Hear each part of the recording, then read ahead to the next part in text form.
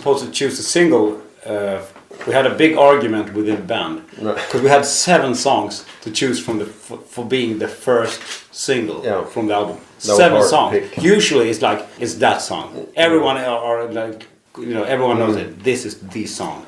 But this time we had 7 songs and we were arguing. It's like, and then it's like a new kind of problem.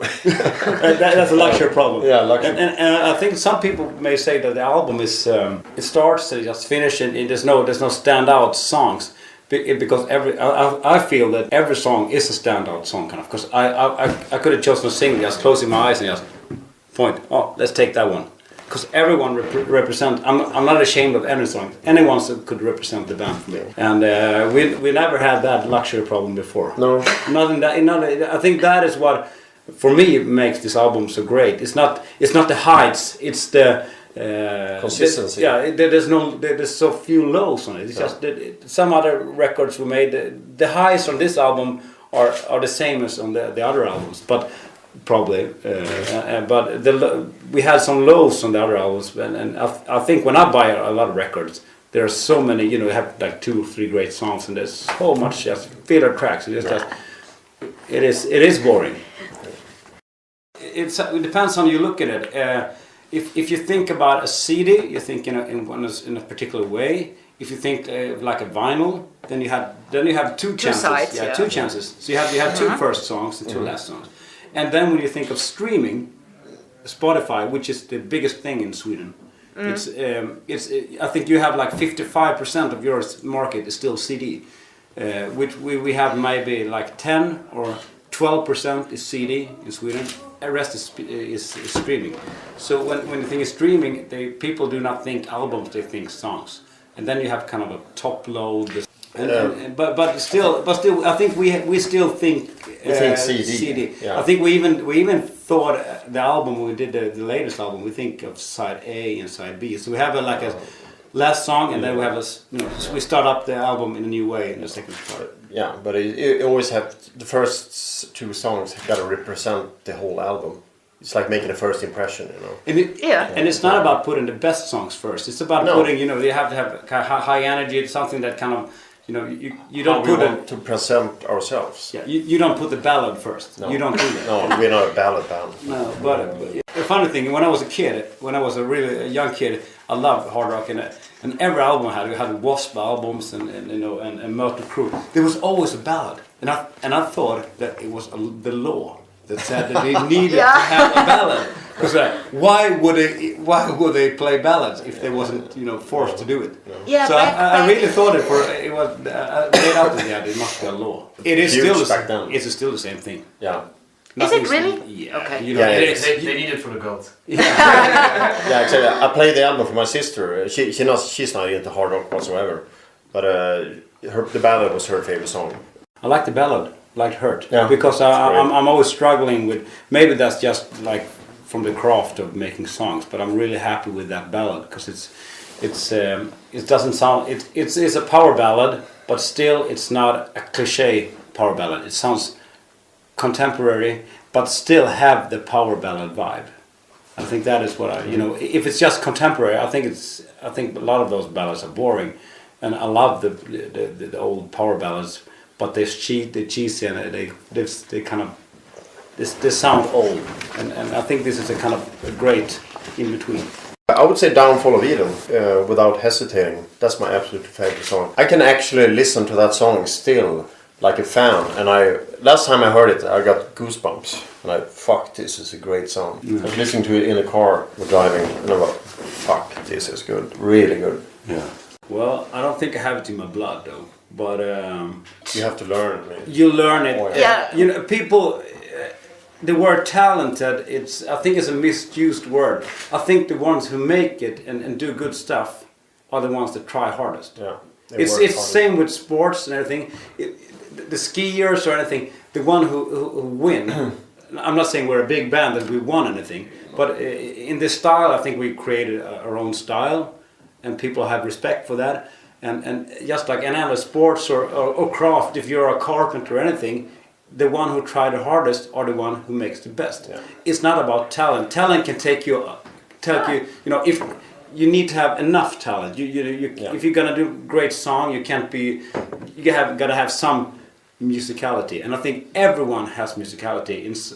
Very few people are not musical. Yeah. Most people are musical in some way, and the one who try the hardest are the one that not always succeed, but they can do good stuff. We are not Bach. We are not Mozart. Those are talented. They are the exceptions. We are the ordinary people that trying really hard. Yeah. I think that maybe they tried also really hard. Yeah. You spend a lot of time. Will not know.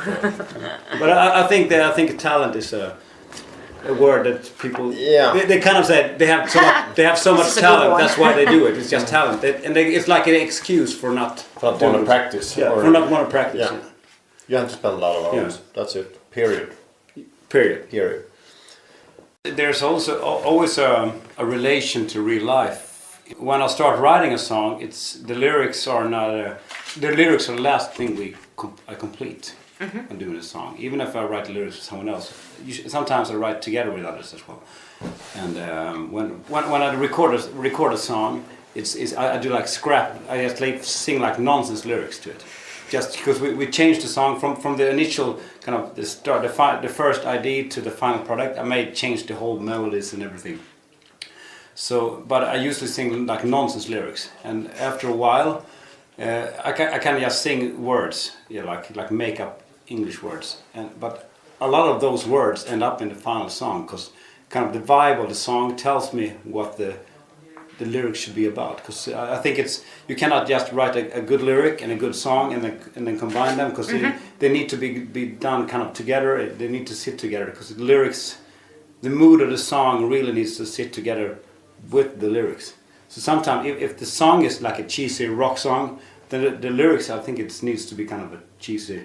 If you have like a really serious lyric to a cheesy rock song, it doesn't blend. It's like So I think So there is a thought behind every song, and especially the feeling. I think the feeling between the melodies and the mood of the song is more important to the lyrics than having a great lyric just by itself.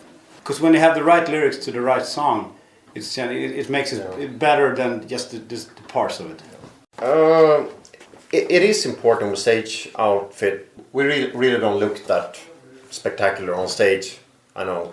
But I think it is important, because when you're in the dressing room and you put on your stage outfit, that's when you transform into the rocker on stage, and you go into that role of, now I'm going to go out and be a rock star. You have to, it's like a transformation, like an actor, and it helps a lot. Rock and roll is theater. Yeah, it is theater. Theater, and it helps a lot. I got 2 kids and a wife, and I go to the grocery store. We do all this stuff, and we are normal people doing normal stuff. But when you go to a rock concert, it's not to be faking it or anything, but still, you can go around being It helps you to pump up for the show, and I mean that's what I want to see when I go to see a live show. I don't want to see a guy who's picking up his kids from a daycare center. I want to see a larger than life person. But having said that, I still wear the same clothes like this when I go on stage, or when I usually. So maybe I am a rock star or not. I wouldn't want to go on stage in sweatpants. I would feel awful. I wouldn't. We played Barcelona Rock Festival last summer, and Iron Maiden played there as well. And Bruce Dickinson came on stage, and he was wearing like chinos. And some boots and a sweater, a hoodie. A hoodie. Yeah, I'm fine with people just going on with a t-shirt and a jeans. It's fine, but that was a bit too relaxed. Yeah. And I'm really not picky about it, because I don't pick about what I wear on stage either. But that was like that was like show your fans a little respect and dress up a little. Come on, just a little. And it was a great show. But and everyone I talked to afterwards, everyone was annoyed with it. Yeah.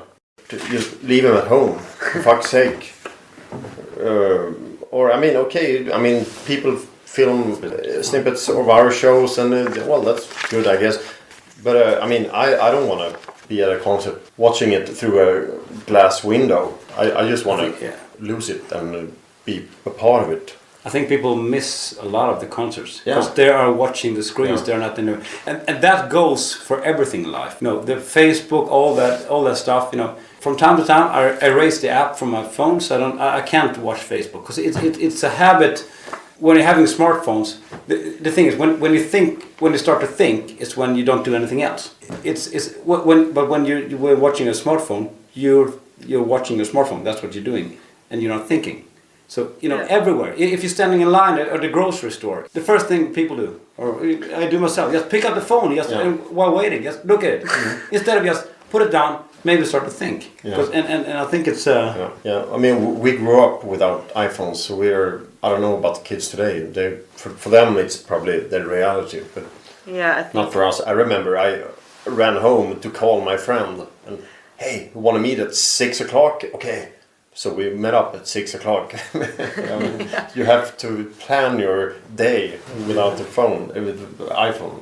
I usually see people having phones at concerts. I saw a picture of one of our concerts from behind. It was probably one of those, the first songs. And it was almost everyone was standing with the cell phone. Just tremendous amounts of iPhones or smartphones, recording and taking photos of us on stage. Like they're missing the whole show. They are standing watching the screen. You have in front of you, and you have that little small. Because when you're filming it and watching, you have to watch the screen and see what you're doing. Yeah. So that is what you're seeing. So I mean, have fun, for Christ's sake. Yeah. I can just imagine how even if our small concerts that people are just imagine when U2 or every concert we do, everything is out on YouTube. You can't have a bad gig anymore. Well, that's a good thing, because you have to play well every gig, because it's gonna be on YouTube. Yeah, well, I agree. There's a lot of great bands, and the competition is hard in Sweden. It's fierce. I mean, we grew up with a very high standard, and we heard, these amazing guys, and you have to follow them. You cannot be substandard. Good competition, in a way, because it forces you to improve and be good at it to stand out. There's been a tradition of rock bands in Sweden since the early 70s. Quite good. But back in the 70s, all the big great bands were from UK, of course, and the Swedish ones were followers. But during the early 80s, a lot of the Swedish bands were becoming. They sounded just as good as the American, the UK bands. And I think with Europe and with Treat and all if you're gonna go for this kind of, the inspiration, you look for it. It's hard to find inspiration in American band, because sometimes it's like they're so far away. They have something that we don't have. But when you see a band in your own hometown that's doing it and it sounds for real, then you know that they can do it. That means that we can do it. It's great bands make new great bands, because we have that feeling that they can make it, we can make it. Very proud tradition from when it comes to hard rock, though. So we can be very proud of death metal and melodic metal. And, there are a lot of great bands from Sweden, but if you come to Sweden, it's like, okay, where are they? The rest of Europe. Yeah, okay. Because that's, as a musician, it's not paradise, it's hell being in Sweden. Because you get treated like shit, you don't get paid, they don't have any respect for musicians whatsoever. They're like, okay, there's a dressing room, and you might get a wardrobe to change, and they don't pay you. So. And we talked about that earlier, about reviews. You get great reviews for albums. We are kind of spoiled with having great reviews from our albums. But when it comes to Sweden, we always get, they always they're okay. They try to push it down, and they do it every single time. We never had a great reviews we had ever. Really? Never. It's unbelievable. It's like, who do they think they are? Yeah. If you want to see Swedish bands, don't go to Sweden, because they're not playing there. They are playing in Europe, all over the world. Yeah. They want to come. Stockholm is the worst place ever to have a band. There's no way you can play. It's not. No one wants you. It's just. If you want to see, go to Germany. Here is where all the bands are playing. This is where you can make a living out of playing, in Germany and Spain and the rest of Europe, but not in Sweden. All in the name of, all in the name